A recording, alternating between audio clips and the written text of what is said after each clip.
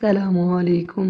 آج کا واقعہ ایک بیوہ عورت اون اور ایک بزرگ ولی اللہ جناب داؤد طائی رحمۃ اللہ علیہ سے منسوب ہے۔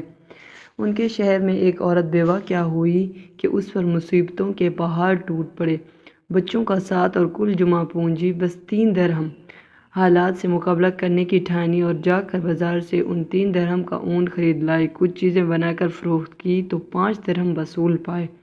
2 درہم سے کھانا پینا خریدا اور 3 درہم کا پھر سے اون لیتی آئی۔ اس طرح کچھ دن گزر بسر کیا۔ ایک دن بازار سے کھانا پینا اور اون لے کر گھر کو لوٹی۔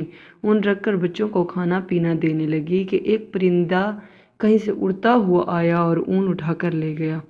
عورت کے لیے اپنی کل کائنات کا یوں لٹ جانا سوائے نور روح تھا۔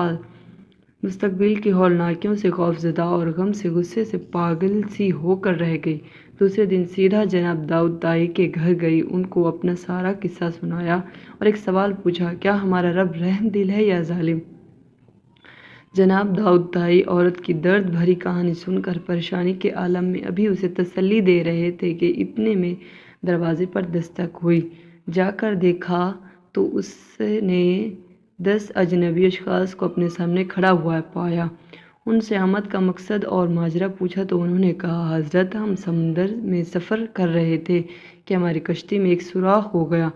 پانی اس تیزی سے بھر رہا تھا کہ ہمیں ہماری موت صاف نظر آ گئی۔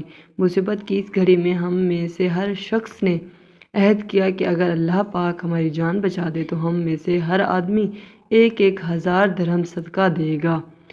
ابھی ہم یہ دعا کر ہی رہے تھے کہ ایک پرندے نے کہیں سے ہماری کشتی میں اون لا کر پھینک دیا، جسے ہم نے فوراً سوراخ میں پھنسا دیا، کشتی کو پانی سے خالی کیا اور سیدھے یہاں نزدیک ترین ساحل پر آ پہنچے۔